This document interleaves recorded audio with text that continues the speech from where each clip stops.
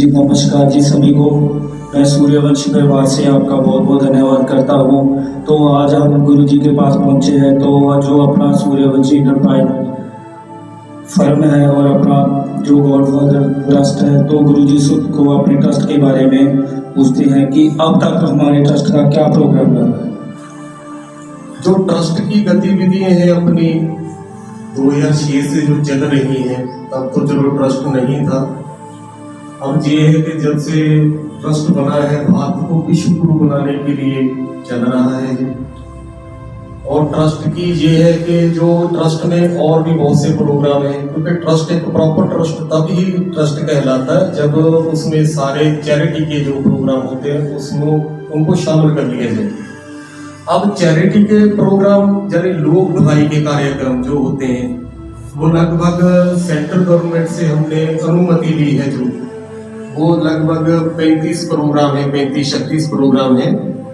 वो ये है कि जैसे मेडिकल कैंप लगाना, आयुर्वेदिक दवाइयों के कैंप लगाना, ट्रैफिक के नियमों का लोगों से पालन करवाना, पेड़ पौधा रोपण करना। अब आप पेड़ पौधे भी लगाते हैं, लगाएंगे। और ज्यादा बड़ा काम है जो स्वच्छता का। भारत में ना शहरों में लगाओ कि गंदगी बहुत है, स्वच्छता का प्रोग्राम है अपना वो करना।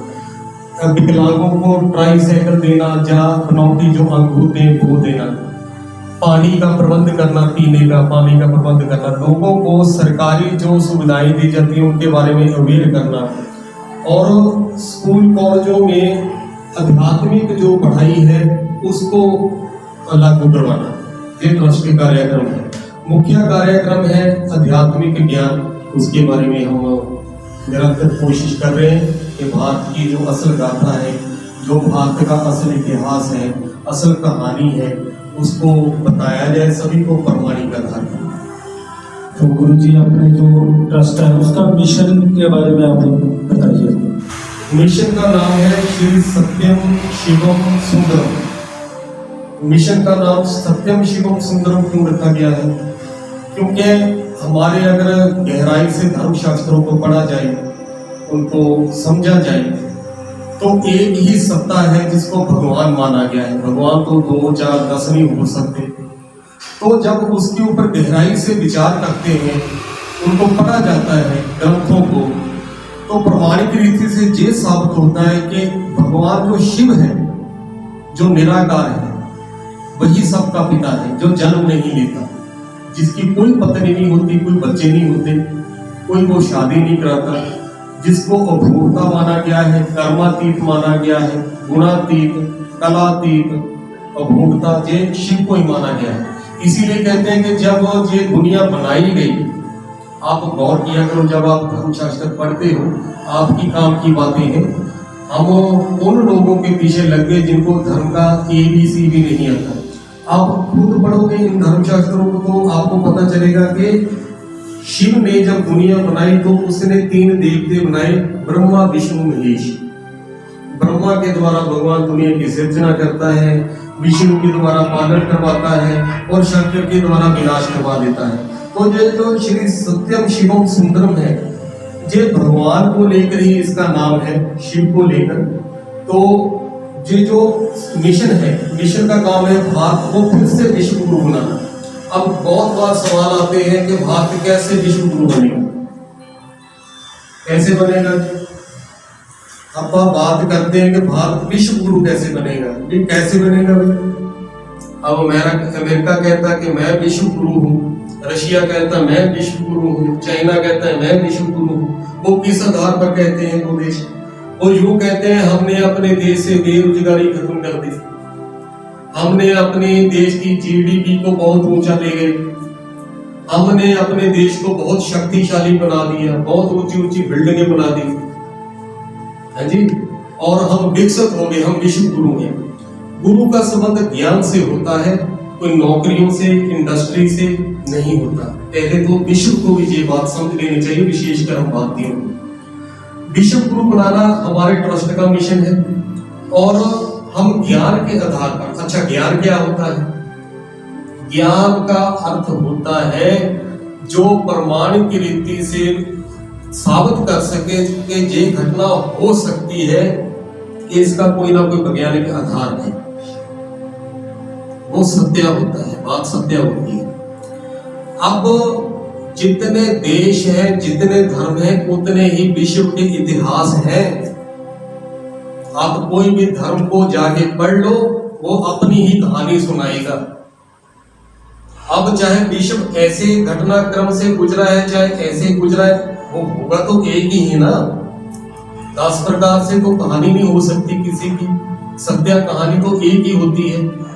तो चाहे हम कैसे भी गुजर के आज तक वर्तमान समय तक आए हैं, इसी तरीके से तो आई है ना, तो वो कहानी एक है।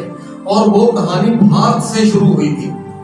लॉर्ड मैकाले, विलियम हंटर, जो अंग्रेज हुए हैं, विद्वान हुए हैं, मैक्स मूलर, इन्होंने, अंग्रेज थे बेशक जी, जे संस्कृति के बहुत अच्छे से ज्ञाता थे। इन्होंने हमारे धर्म शास्त्रों को पढ़कर और अपने पूर्वजों की पुस्तकों को पढ़कर ये साबित किया था कि सबसे पुरातन राष्ट्र भारत है, सबसे पुरातन संस्कृति भारत की है।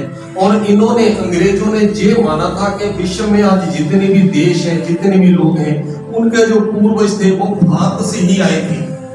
और आज हम भारतीय लोग आंखें मूंद कर अज्ञानता की गहरी नींद में सोए पड़े हैं कि पता ही नहीं कि भारत माता की असल गाथा क्या है। जब तक हम उस गाथा को, उस कथा को, उस सत्य कहानी को, उस सत्य इतिहास को नहीं जान लेते, तब तक भारत विश्व गुरु नहीं बनेगा। तो हमने ये कार्य उठाया हुआ है जी अपने कंधों पर, पूरे सूर्यवंश रॉयल फैमिली ने। हमने जी अपना ट्रस्ट बनाया, मिशन चलाया, उसके ऊपर जो अपना मिशन चल रहा है श्री सत्यम शिवम सुंदरम। जैसे गुरु जी आप अबोधशाला के बारे में, ये अबोधशाला क्या है और आप अबोधशाला के बारे में बताइए सर। हाँ जी, श्री महा अबोधशाला इसको कहते हैं। आपने गौशाला का नाम सुना है? ये जो गौ भी प्राणी है, पशु प्राणी है, ये भी अबोध है। अबोध का मतलब होता है जिसको बोध नहीं है, बोध यानी जिसको बुद्धि नहीं है, ज्ञान नहीं है, उसको अबोध कह देते हैं। ये जो छोटे छोटे बच्चे होते हैं ना, इनको भी अपन अबोध कह देते हैं, क्योंकि उनको ज्ञान नहीं होता। छोटे छोटे क्या अच्छा है, क्या बुरा है, क्या ऊंच नीच, अमीरी गरीबी, उनको इन चीजों का भेद नहीं होता। इसलिए ये जो पशु है, इनको ये ज्ञान नहीं होता, कौन दुश्मन है, कौन दोस्त है, कौन मेरा भाई है, कौन मेरी माँ है, कौन मेरा प्यो है, क्या अच्छा है, क्या बुरा है, कौन दोस्त है, दुश्मन है, ये अबोध है बेचारे। अब ये जो आपने अबोधशाला के ऊपर क्वेश्चन किया है, ये अपने ट्रस्ट में ही आता है। अब आपने देखा कि गौशाला में केवल गौओं को ही रखा जाता है, वो भी उन गौओं को जो दूध देती है। यानी बड़े दुख से कह रहा हूं मैं, मुझे कहते हुए भी थोड़ा महसूस हो रहा है कि बिजनेस बना लिया गौशाला को। दूध बेचते हैं, माखन बेचते हैं, घी बनाकर बेचते हैं, और उन्हीं गौओं को रखते हैं गौशाला में जो दूध देती है। और लोगों को भावनात्मक रीति से आकर्षित करने के लिए कहते हैं कि भगवान धरती पर आए कृष्ण के रूप में, उन्हें गौएं चलाई, उनको बांसुरियां बजाई। गौ से बहुत प्यार था कृष्ण को, और कृष्ण भगवान थे। मैं उनसे सीधा सवाल करता हूं, मेरा पूरा रॉयल फैमिली ही उनसे पूछता है कि भगवान भी भेदभाव करता है? भगवान भेदभाव कर सकता है? नहीं। ये जो गधे हैं, घोड़े हैं, ऊंट है, खच्चर है, हाथी है, सांप है, शिकली है, भगवान के लिए तो सब एक बराबर है। फिर गौ को क्या पता बांसुरी बज रही है, क्या कोई गीत बज रहा है, वो तो बेचारी अबोध है, उसको इन चीजों से क्या मतलब है। ये तो गौ स्वभाव की बात की गई थी हमारे ग्रंथों में कि जो लोग गौ की तरह स्वभाव वाले हैं, यानी ईमानदार हैं, भोले हैं, भेदभाव नहीं करते, ऊंच नीच का, अमीरी गरीबी का, जिनका कोई दुश्मन नहीं है, जैसे अपन कह देते हैं ना, ये तो यार जैसे देवता है, आज भी कह देते हैं वे बहुत अच्छा इंसान है।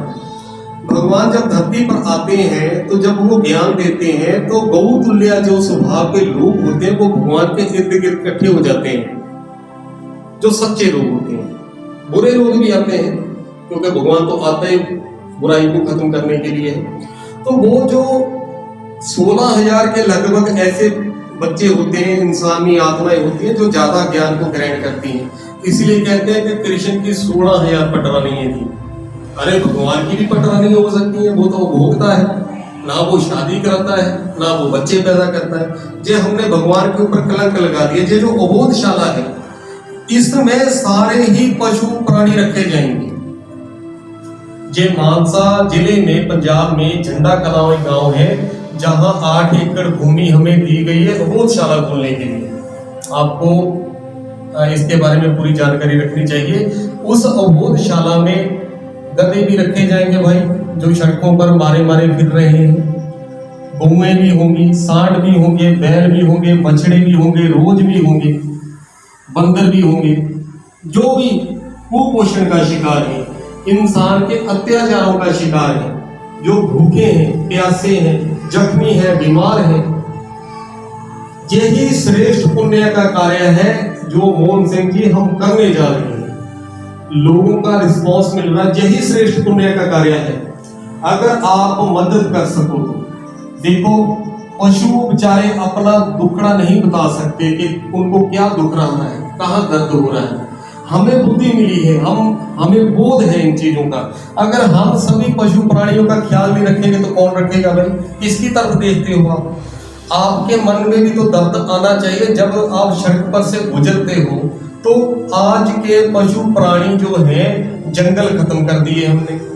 1-1 इंच जमीन के ऊपर हमने अपना कब्जा जमाकर बाड़ लगा दी।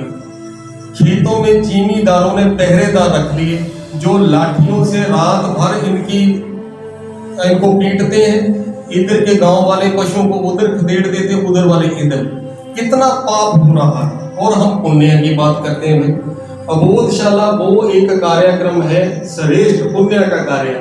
इसमें सारे पशु रखे जाएंगे जी, और उनकी अच्छे से देखभाल की जाएगी अपने ट्रस्ट की ओर से। गुरु जी, जैसे अपन सुनते आए हैं कि 84 लाख जूड़ के बाद ही कोई इंसान बनता है, तो इसके बारे में थोड़ा बताइए। हाँ जी, जे कुछ धर्म है जो आत्मा को तो मानते नहीं, ना जन्म पुनर्जन्म को मानते, ना पूर्व जन्म को मानते। वो कहते हैं जो शरीर ही सब कुछ होता है, जब जे खत्म हो जाता है, इसकी सांसें, वो पूंजी खत्म हो जाती है, मिट्टी हो जाता है।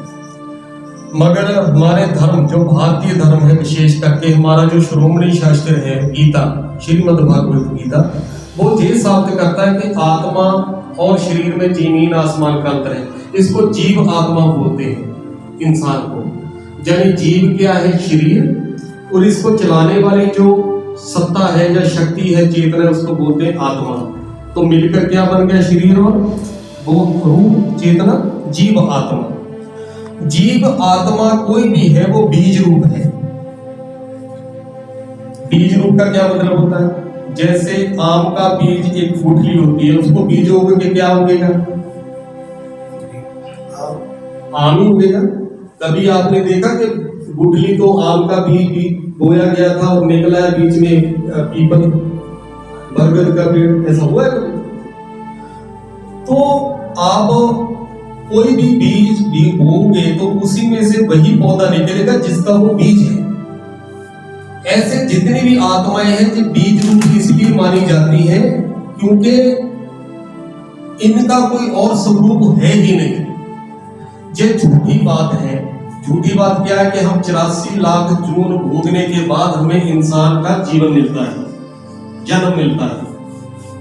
वो जिस अर्थ में बात की गई है उन अर्थों को तो हमने समझा नहीं। आप भी लगभग यही माने बैठे होंगे कि भाई 84 लाख जून भोगेंगे फिर कहीं जाकर हमें इंसान का जन्म मिलेगा।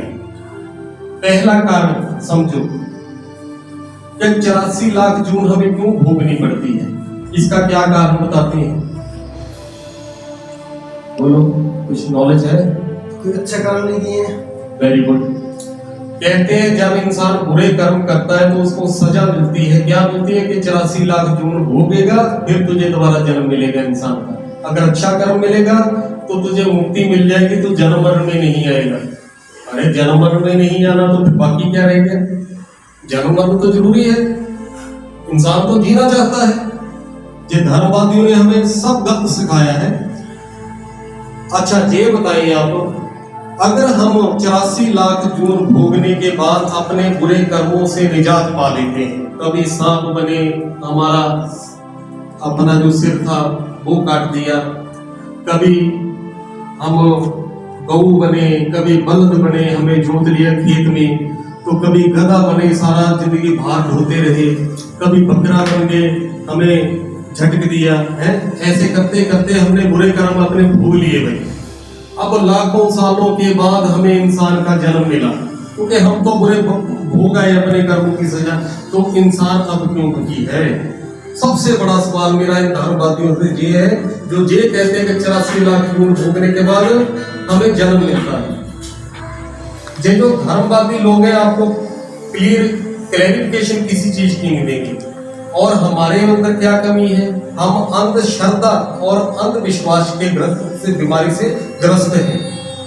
जैसा किसी धर्म शास्त्र में हमने पढ़ लिया, या किसी गुरु ने हमें कह दिया, सत्य वचन कह के मान लेते हैं, अपनी बुद्धि का इस्तेमाल नहीं करते, इसलिए तो अंधेरों में जी रहे हैं, सत्य का कुछ पता ही नहीं है। अरे हमें बुद्धि मिली है, अकल मिली है, क्यों मिली है? सोच विचार करने के लिए तो मिली है ना। तो आप ये बताएं कि आज इंसान दुखी क्यों है, बच्चा क्यों परेशान है? वो भिखारी के घर पैदा हुआ है, भीख मांग रहा है, पैदा होता ही वो विकलांग है, उसको ऐसा रोग है वो चल फिर नहीं सकता, उसको दिखाई नहीं देता। अब इतने जन्म को 84 लाख जूनी भोगने के बाद जन्म मिला है, तो अब क्यों दुखी है? सबसे बड़ा सवाल। अब दूसरी बात, अगर हम 84 लाख जून ही भोगते हैं तो फिर इतने नभचर, थलचर और जलचर जो प्राणी थे, पंछी थे, वो विलुप्त हो गए हैं, वो मिलते नहीं है। अब क्या उनमें जन्म लेना इंसान ने बंद कर दिया? तीसरी बात, अगर 84 लाख जून ही हम भोगते हैं तो सभी पशु प्राणी कीट पतंगों की गिनती एक समान होनी चाहिए थी। चेज कम या ज्यादा क्यों है? अब आप गूगल पर जाके सर्च करो, आपको पता चलेगा कि शेर है, बत्तखों की कई प्रजातियां हैं, पंछियों की कई प्रजातियां हैं, पानी में रहने वाली कई प्रजातियां हैं जो विलुप्त होने के कगार पर हैं, खत्म होने पर आ गई हैं। क्या उनमें जन्म लेना बंद कर दिया इंसान ने? फिर ये बताओ, चौथी बात ये है कि जी मैंने 100% पाप किया, मेरे ऊपर तो जो नियम बिल्कुल लागू होता है कि मुझे 84 लाख जून भोगनी चाहिए। अब जिसने 50% पाप किया है, किसी ने 20% पाप किया है, उनको कितनी जूनियां मिलेंगी? एक बराबर ही मिलेंगे, कम ज्यादा होनी चाहिए ना। ये भाई इसने तो 5% पाप किया है, इसको इतनी सजा मिले, इसको तो लाख जूनी भोगनी पड़ेगी। उसने 50% पाप किया है, उसको 42 लाख जूनी भोगनी पड़ेगी।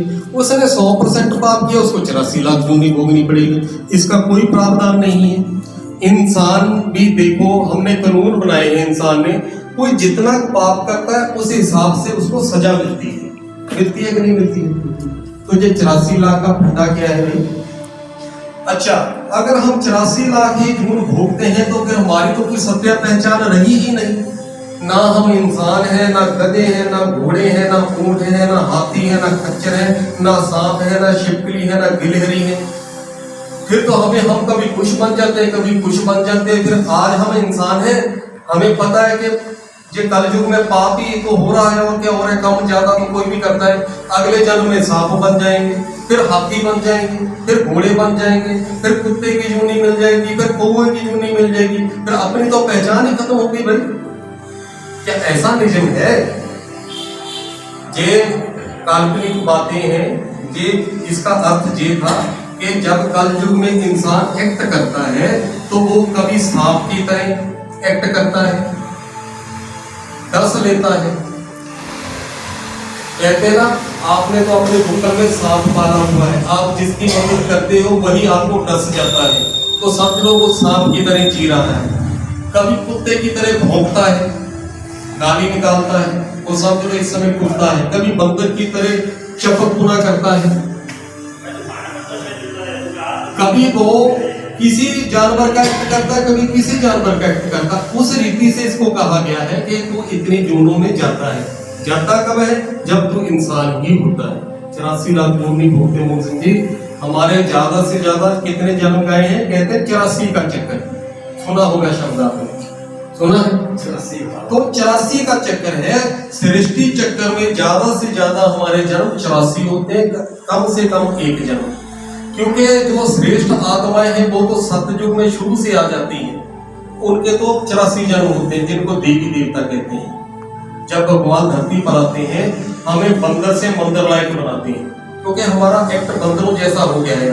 देखने को हम इंसान हैं मगर भीतर से क्या है, हम बंदर हैं। बंदर क्यों है भाई? घोड़ा, गधा, हाथी, खच्चर क्यों नहीं है? क्योंकि बंदर में 5 विकार दूसरे जानवरों के मुकाबले ज्यादा होते हैं। कौन से 5 विकार पता है? काम, क्रोध, लोभ, मोह और अहंकार। ये 5 विकार बंदर में ज्यादा होते हैं। यानी आज का जो इंसान है देखने को इंसान जैसा है, अंदर से क्या है? जे बंदर है। क्योंकि यही 5 विकार आज इंसान में बहुत ज्यादा है। इसका लोभ बहुत बढ़ गया है, मोह बहुत बढ़ गया है अपने परिवार के प्रति। बंदर का बच्चा मर भी जाए तो बंदर उसको छोड़ता नहीं, अपने सीने से लगाकर घूमता रहता है। देखा है आपने? देखा। दूसरे जानवर ऐसा नहीं करते। ऐसे ही इंसान करता है अपनी औलाद को, चाहे वो कितने भी बुरे कर्म कर रही है, इतना मोहग्रस्त हो गया कि उसको रोकता नहीं है। लोभी हो गया, अहंकार बहुत आ गया इसमें। बंदर में इतना ज्यादा लोभ होता है, वो आपका सामान खाएगा कम, चुरा कर उठाकर भाग जाता है। ये सारी एक्ट जो बंदर जाति में हमारे अंदर आ गई, यही बंदर की सेना है जो राम को मिलती है। राम को कोई बंदर नहीं मिले थे, याद रखना मेरी बात। हम ही बंदर हैं, हमें ही बंदरों को मंदिर लायक भगवान बनाने आता है। तो जो शुरू में मंदिर लायक यानी देवी देवता, ये पढ़ाई पढ़ के देवी देवता बन जाते, सत्य को जानने के बाद जो लोग वो देवी देवता बन जाते, तो उनके 84 जन्म होते हैं। जो कम कैटेगरी के लोग होते हैं उनको उस हिसाब से जन्म मिलता है। तो ऐसे ये चक्कर सृष्टि का घूमता रहता है। हम 84 जन्म लेते हैं। और सवाल? गुरु जी, जैसे आपने पहचान की बात की, तो अपनी क्या पहचान है और अपना क्या धर्म है? हाँ जी, अपनी सत्य पहचान क्या है? एक बात मैं अब आपको सबसे इंपॉर्टेंट बात समझाने जा रहा हूं, ये ध्यान से सुनना। हम कौन हैं? आध्यात्मिक मार्ग में या सत्य के मार्ग पर, जब सत्य की पुस्तक का जो पहला पन्ना है कि पहले तो हम कौन हैं, भगवान कौन है, कहाँ रहता है, कब से है, किसने बनाया, क्या करता है, कब आता है, क्या मिलता है, क्या देता है, क्या लेता है, ये सब बातों को छोड़ दो। पहले तो ये पहचानो कि आप कौन हैं। क्योंकि साइंटिस्ट क्या कहते हैं, ये शरीर जब तक सांस चलती है, उसके बाद जब ये सांसें रुक गई, जो मिट्टी है, कोई आत्मा नहीं होती, कोई रूह नहीं होती, कोई चेतना नहीं होती, ये मिट्टी हो जाता है, कहानी खत्म। साइंटिस्ट ऐसा कहते हैं। जो धर्मवादी लोग हैं वो कहते हैं कि एक आत्मा होती है जो इस शरीर को चलाती है। हमारे धर्म शास्त्रों में भी लिखा हुआ है एक चेतना होती है, एक चेतना होती है जिसको आत्मा कहते हैं।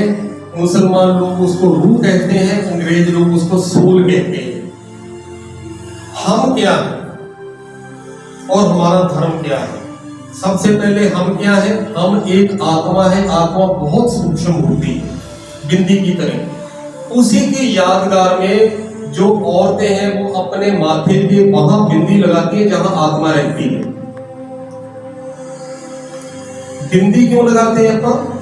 ये याद रखने के लिए कि हम बिंदी रूप हैं, यानी बहुत सूक्ष्म है, दिखाई नहीं देते, चेतन है। और हम इस शरीर में रहते कहाँ हैं? जहां शरीर के मुख्य अंग लगे हुए हैं। मुख्य अंग इंद्रिय कहाँ है? इतने इतने चेहरे पर। आपके शरीर में सबसे इंपॉर्टेंट जो पार्ट है वो ये है, जिसको फेस कहते हैं, चेहरा कहते हैं। क्योंकि मुख्य पार्ट अंग जो है वो यही लगी, आंखें भी यही लगी है, नाक भी यही है, मुंह भी यही है, कान भी यही है, यही है ना सारा कुछ। ये यही क्यों लगा है? ये मुख्य भाग है। ये गाड़ी का वो भाग है जो फ्रंट पे होता है। तो फ्रंट पे ही ड्राइवर बैठता है। ड्राइवर कहाँ बैठेगा? गाड़ी के पीछे बैठता है कि आगे बैठता है? आगे बैठेगा ना, जहाँ एक्सीलरेटर है, स्टीयरिंग है, ब्रेक है। तो आत्मा कहाँ बैठती है शरीर में? जहाँ।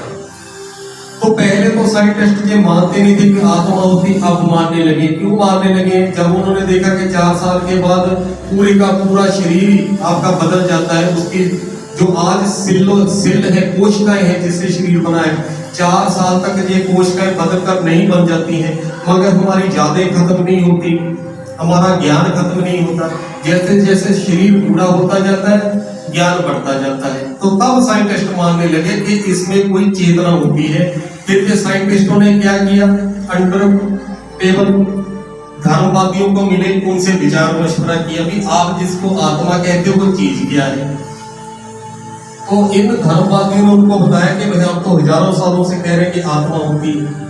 तो हम आत्मा है, हमारा पिता कौन है? परम आत्मा, वो भी एक आत्मा ही है, मगर वो परम है, हम आत्माएं हैं। वो पूजनीय है, वंदनीय है, वो भी आत्मा ही है, इसलिए हम उसको क्या कहते हैं? परम आत्मा।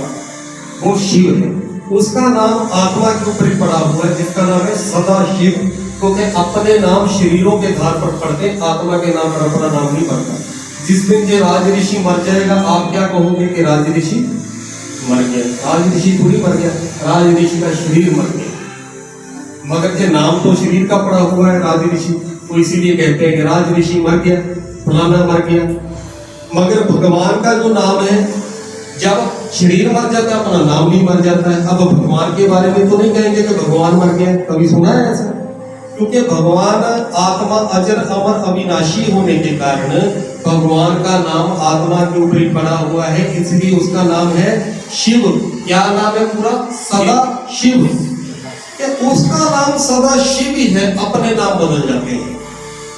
मेरा इस जन्म का नाम राज ऋषि है, अगले जन्म में मुसलमानों के घर जन्म ले लिया तो मेरा वहां नाम पड़ जाएगा मोहम्मद। फिर किसी अंग्रेज के घर में जन्म ले लिया तो वहां मेरा नाम कुछ अंग्रेजों वाला पड़ जाएगा, भाई इसका नाम पीटर है, कुछ रख देंगे अंग्रेज। फिर हिंदुओं के घर में नाम पड़ जाएगा, तो जन्म ले लूंगा तो वहां मेरा नाम रख देंगे रामलाल, श्यामलाल। तो जो नाम बदलते रहते हैं, भगवान का नाम सदा शिव ही रहता है, इसलिए वो भगवान है, हम आत्मा है।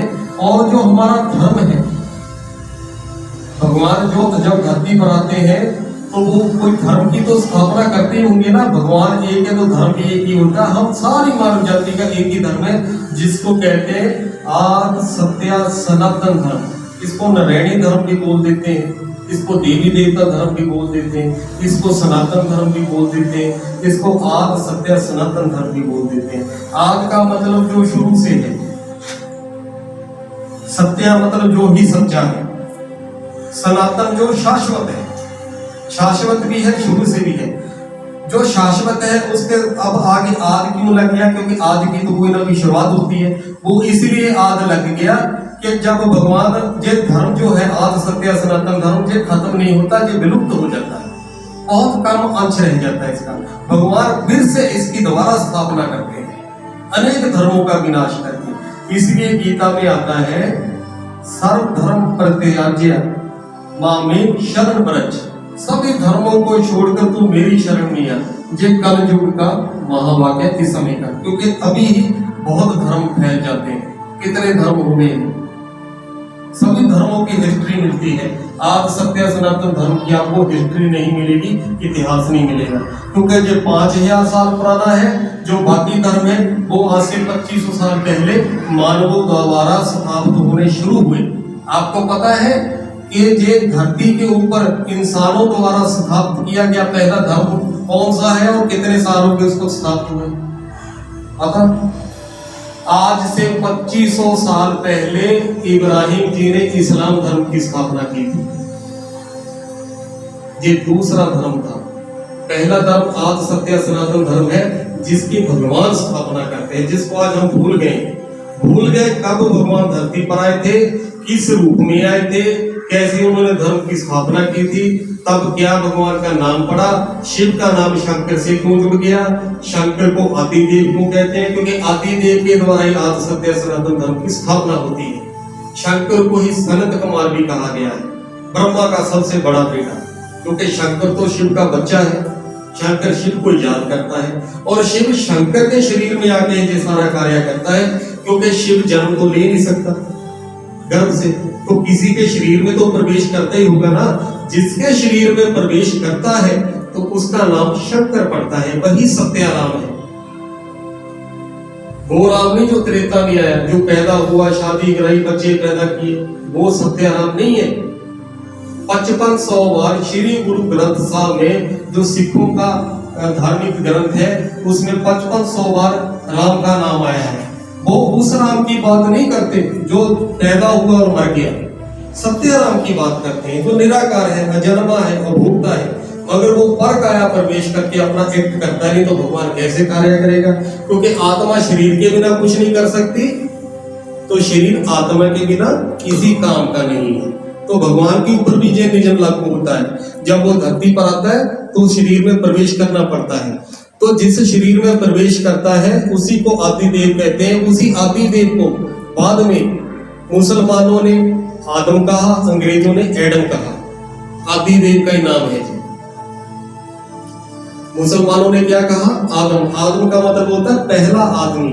पहला आदमी का मतलब जो इस सृष्टि पर है सबसे श्रेष्ठ है, जिसमें भगवान ने प्रवेश किया। इसलिए कहते हैं आदम को खुदा मत कहो, आदम खुदा नहीं है। आदम को खुदा मत कहो, आदम खुदा नहीं है।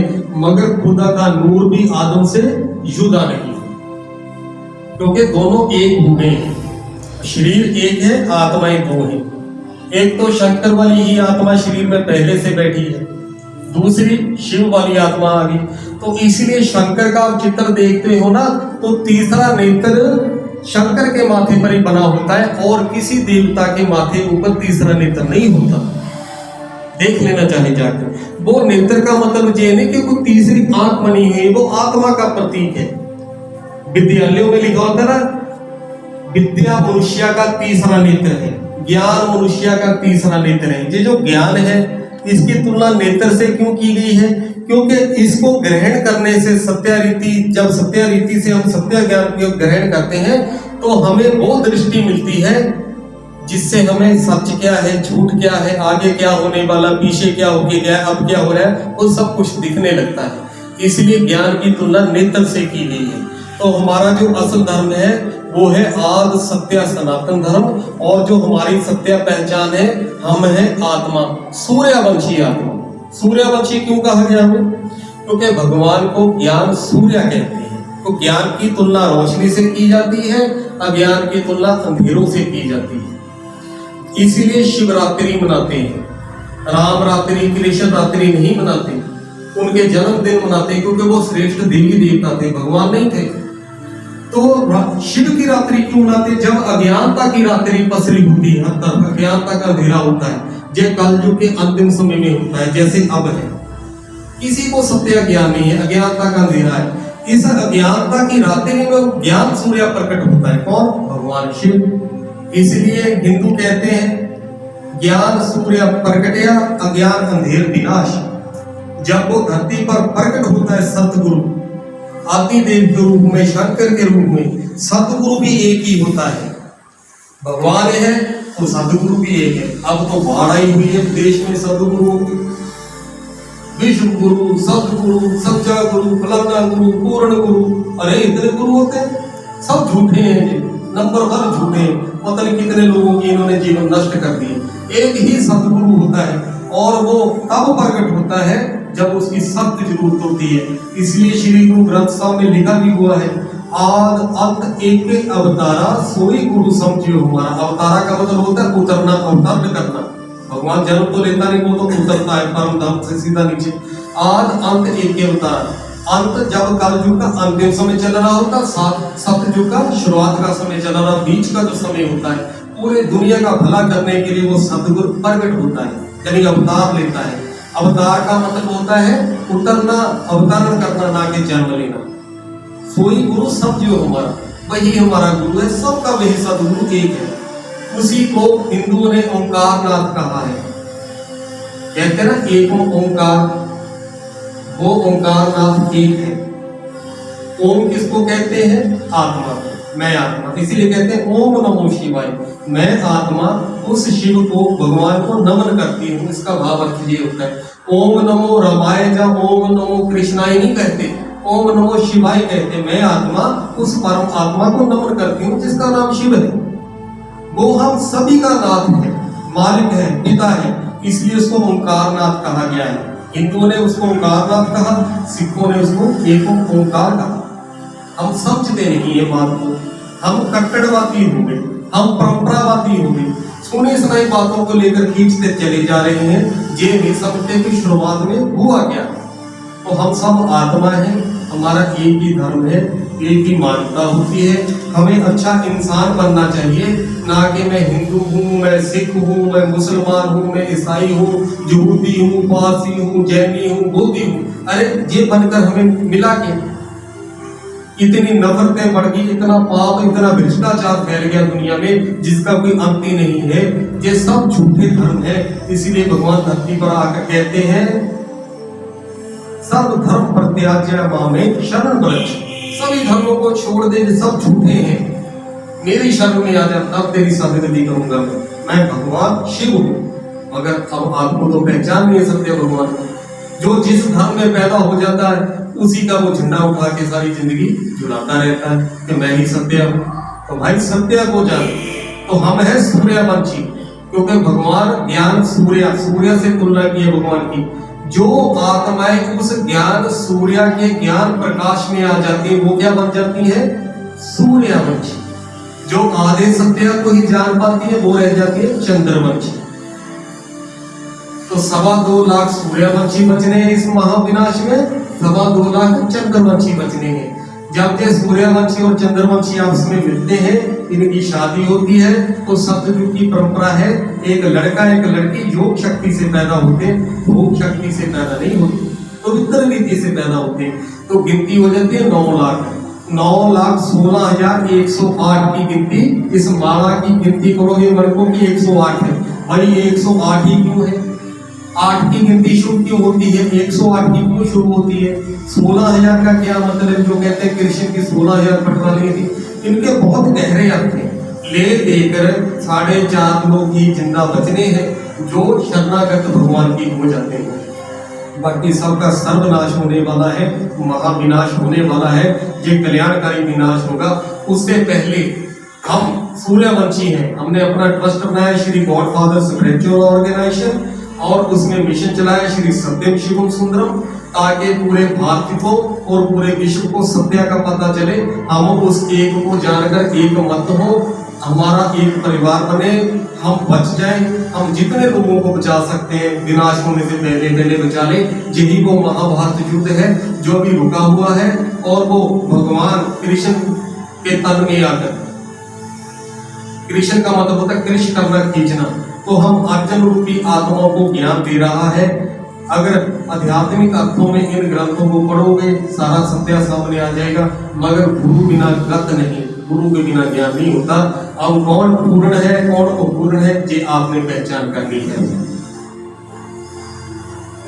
जो पूर्ण गुरु होगा तीसरा नेत्र आपको देके अपने दरबार से विदा करेगा, तीसरी आंख लगाकर। जो अपूर्ण होगा वो इधर उधर की बातें सुनाकर आपको घर को भेज देगा, कोई ना कोई नाम दाम देकर। जे जप लो, जे जप लो। बहुत मंत्र जप लिए, बहुत मालाएं घुमा ली, ना पहले भला हुआ ना होना है। क्योंकि सत्य के बिना, सत्य को जाने बिना किसी का कोई भला नहीं है। बस सत्य को जानो। ये हमारा मिशन है, ये हमारा ट्रस्ट है। श्री सूर्यवंशी एंटरप्राइजेज फर्म और इंडस्ट्री इसलिए चला रहे हैं क्योंकि जो हमारे चैरिटी के प्रोग्राम है, रोजशाला चलानी है, लोगों को रोजगार देना है, भूखों को खाना देना है, नंगों को वस्त्र देने हैं, बीमारों को दवाइयाँ देनी है, वो खर्चा हमें उस इंडस्ट्री से आता रहे और हम अपने देश के लिए, समाज के भलाई के लिए लगाते हैं। तो सहयोग करो, हमारा दान पुण्य करो। तो यही श्रेष्ठ पुण्य का कार्य है, इससे बढ़कर और कोई कार्य नहीं है। बस इतना ही। और कोई क्वेश्चन है जी आपका? धन्यवाद। तो खुश रहो, तंदुरुस्त रहो। मेरी शुभकामनाएं, इच्छाएं, भावनाएं, दुआएं हमेशा आपके साथ हैं। परिवार को बढ़ाओ, लोगों को जानकारी दो, ऐसे आगे बढ़ते जाओ। इतना कहते हुए मैं अब सभी से आज्ञा चाहता हूँ। जय श्री राम, जय श्री महाभारत, जय श्री सूर्यवंशी।